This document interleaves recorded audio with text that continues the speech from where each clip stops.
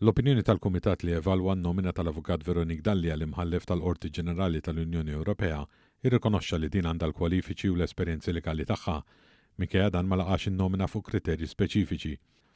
F'dan ir-rigward Dr Dalli ħarġet minn jedda mill-proċess ta' evalwazzjoni u bekk il-Gvern Malti issa jista' jinnomina persuna oħra l-pożizzjoni. F'kumenti mat-Times Dr Dalli qalet li ħasset li l-evalwazzjoni tagħha kienet diġà determinata minn qabel.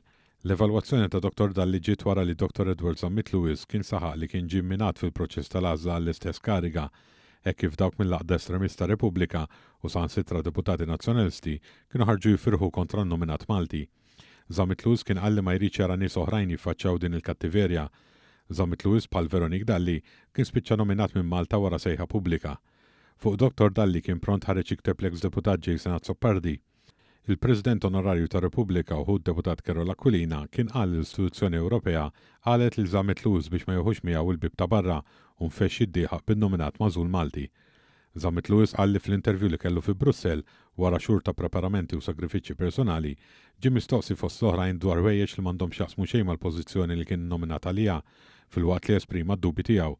Innota kif kien hemm uħud li għall-interessi personali ippruvaw jimminaw din in-nomina minn ġewwa minn barra kontra l-interess nazzjonali fosthom dak mill-Partit Nazzjonalista bl-Ewroparlamentari tiegħu David Casa jiddikjara gwerra qaddisa.